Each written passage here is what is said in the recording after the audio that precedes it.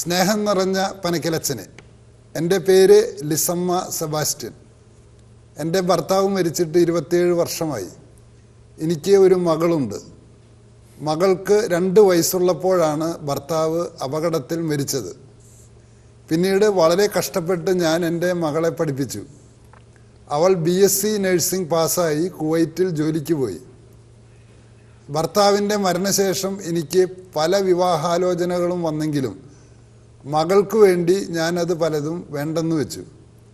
നല്ല ദൈവവിശ്വാസത്തിലും അച്ചടക്കത്തിലുമാണ് ഞാൻ എൻ്റെ മകളെ വളർത്തിയത്.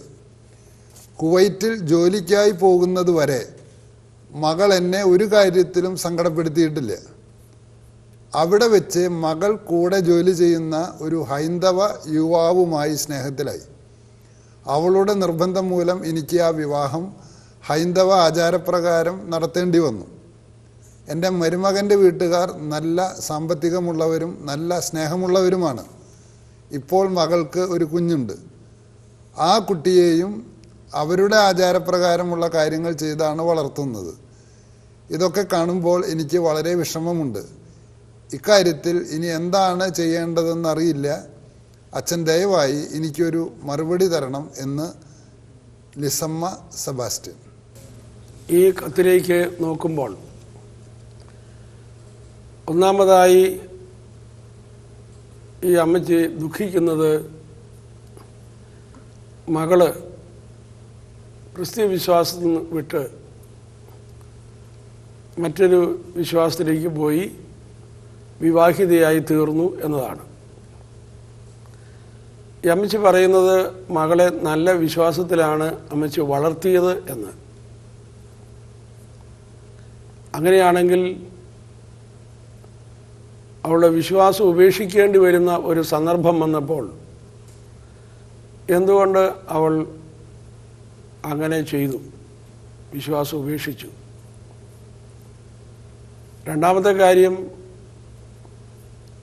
അവൾ ഹൈന്ദവ സമുദായത്തിൽപ്പെട്ട ഒരു സഹോദരനെ വിവാഹം ചെയ്തു എങ്കിൽ പോലും അവളുടെ വിശ്വാസത്തിൽ അവൾക്ക് നിന്നുകൊണ്ട്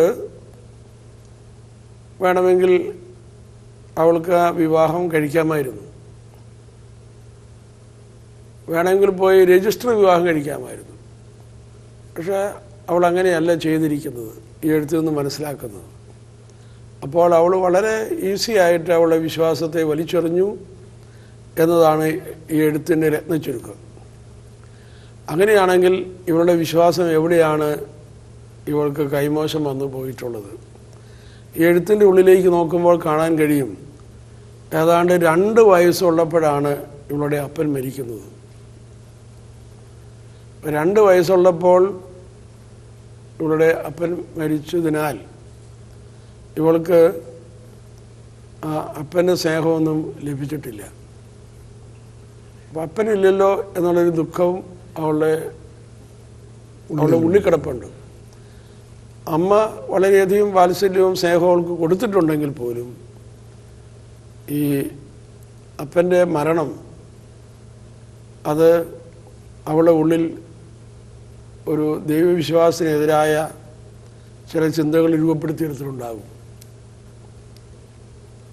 ദൈവം ചിലപ്പോൾ ഈ അമ്മയും ഇങ്ങനെ പറയാൻ സാധ്യതയുണ്ട്, ദൈവം നമ്മളോട് ഇങ്ങനെ ചെയ്തല്ലോ, അപ്പനെ കൊണ്ടുപോയല്ലോ എന്നൊക്കെയുള്ള സംസാരങ്ങളൊക്കെ ഉണ്ടായി കാണും. എന്നൊറ്റയ്ക്കാക്കി പോയി. അപ്പോൾ ദൈവം ഇവിടെ സ്കൂളിൽ പോകുമ്പോൾ ഇവിടെ ചിന്തിക്കും, മറ്റു കുട്ടികൾക്കെല്ലാം അപ്പനുണ്ട്, എനിക്ക് അപ്പനില്ല. അപ്പോൾ ദൈവവിശ്വാസത്തിൻ്റെ ഒരു ചുറ്റുവട്ടത്തിൽ ഇരിക്കുമ്പോൾ തീർച്ചയായിട്ടും ആ കൊച്ചിൻ്റെ മനസ്സിൽ ദൈവമാണ് അപ്പനെടുത്തുകൊണ്ട് പോയത്. അപ്പോൾ ദൈവം നമ്മളോട് ഇങ്ങനെ ചെയ്തു. അപ്പം അതുകൊണ്ട് അവൾക്ക് ആ ദൈവത്തോട് വലിയ ഒരടുപ്പം തോന്നിയിട്ടില്ല. പക്ഷെ അമ്മച്ചി ഈ പശ്ചാത്തലത്തിൽ അവളെ വളർത്തേണ്ടിയിരുന്നത് മാമോദിസായിലൂടെ നിനക്ക് ദൈവം സ്വർഗീയ പിതാവായി മാറിയിട്ടുണ്ട്. അത് സ്വർഗീയ പിതാവാണ്. നിനക്കൊരു സ്വർഗീയ അപ്പച്ചനുണ്ട്. ആ സ്വർഗീയ അപ്പച്ചൻ്റെ മകളാണ് നീ ഒരു ദൈവ പൈതലാണ്.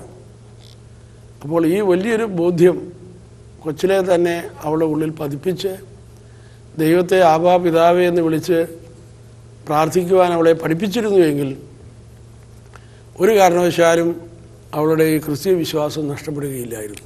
എന്ന് പറഞ്ഞാൽ ഇപ്പോൾ ഒരു വലിയ ഒരു പ്രതിസന്ധി ഉണ്ട്. അതായത് അപ്പന് തന്നെയായിട്ട് മക്കളെ വളർത്താൻ പറ്റില്ല, അമ്മയ്ക്ക് തന്നെയായിട്ട് മക്കളെ വളർത്താൻ പറ്റില്ല. രണ്ടുപേരും കൂടിയിട്ടാണ് കുട്ടിയുടെ വ്യക്തിത്വത്തെ നിർണയിച്ചുകൊണ്ടിരിക്കുന്നത്. അങ്ങനെ വരുമ്പോൾ അപ്പൻ നഷ്ടപ്പെടുകയോ അമ്മ നഷ്ടപ്പെടുകയോ ചെയ്താൽ അതിന് പിറകിലുള്ള ദൈവത്തെ കാണിച്ചു കൊടുക്കണം എന്നാണ് അച്ഛൻ പറഞ്ഞു വരുന്നത്. അതെ, ബൈബിളിലെ സ്വർഗീയ പിതാവ് എന്ന് പറയുന്നത് 100% അപ്പൻ്റെ സ്നേഹവും 100% അമ്മയുടെ സ്നേഹവുമുള്ള ദൈവമാണ്. ഒരു ഭൂമിയിലെ മാതാപിതാക്കന്മാർക്കും 100% അപ്പൻ്റെ സ്നേഹമോ 100% അമ്മയുടെ സ്നേഹമോ പകരുവാൻ അവരുടെ കയ്യിലില്ല. അപ്പം ഇവിടെ ഉണ്ടായ ഈ കുറവ് എത്രയോ വലിയ തോതിലാണ് ദൈവത്തെ പിതാവേ എന്ന് വിളിക്കുമ്പോൾ ഈ കൊച്ചിൽ നിന്ന് അത് പരിഹരിക്കപ്പെടുന്നത്.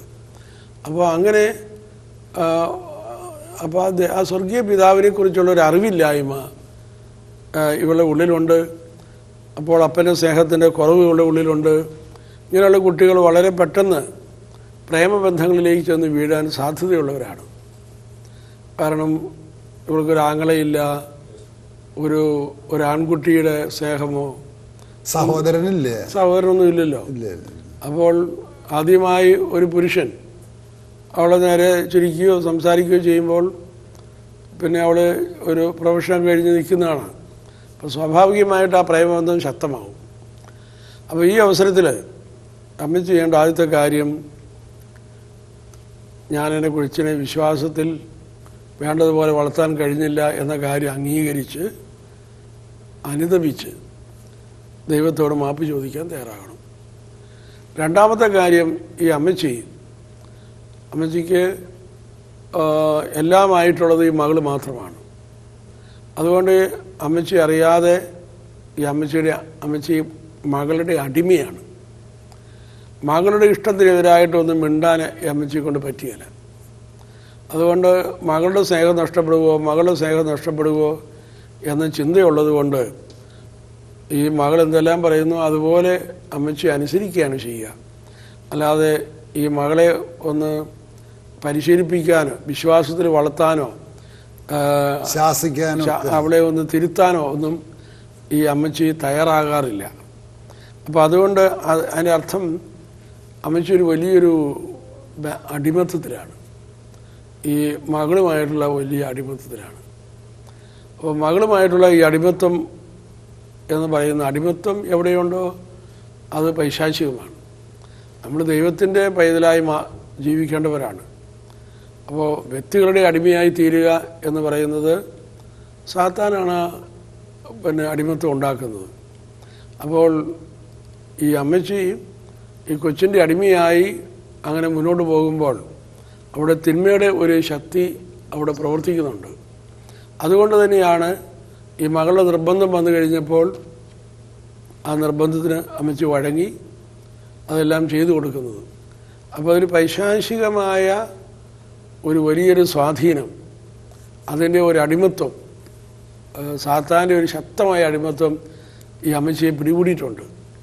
അതുകൊണ്ട് അമ്മച്ചി സുഭാഷിതത്തിൻ്റെ പുസ്തകം, സുഭാഷിതം 6-ാം അധ്യായം 31b നമ്മളിങ്ങനെ വായിക്കുന്നുണ്ട്, പിടിക്കപ്പെട്ടാൽ അവൻ 7 മടങ്ങ് പകരം കൊടുക്കേണ്ടി വരും, വീട്ടുമുതലെല്ലാം വിട്ടുകൊടുക്കേണ്ടിയും വരും. അപ്പോൾ ഇവിടെ ഈ കള്ളൻ എന്ന് വിശേഷിപ്പിക്കുന്നത് സാത്താനാണ്. ഇതിൻ്റെ അടിയിൽ പിന്നിൽ കിടക്കുന്നത് ഒരു പൈശാചിക പ്രവർത്തനമാണ് എന്ന് അമ്മച്ചി തിരിച്ചറിയുന്നതോടുകൂടി സാത്താൻ്റെ ശക്തി കുറയുകയാണ്. ആ അറിവ് തന്നെ വളരെ പ്രധാനപ്പെട്ടതാണ്. ഇനി അമ്മച്ചി എന്താണ് ചെയ്യേണ്ടത്? കർത്താവിൻ്റെ വചനം ഈ അമ്മച്ചി ഏറ്റുപറയേണ്ടതായിട്ടുണ്ട്.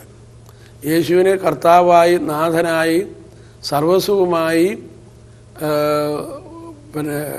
വ്യക്തമാക്കുന്ന തിരുവചനങ്ങൾ ഈ അമ്മച്ചി വീട്ടിൽ ആവർത്തിച്ച് ചൊല്ലി അമ്മച്ചി തന്നെ വിശ്വാസത്തിൽ നിറയണം. അങ്ങനെ അമ്മച്ചി വിശ്വാസം ഏറ്റുപറയാൻ തുടങ്ങുമ്പോൾ അതിൻ്റെ ഫലം മകൾക്ക് കിട്ടും.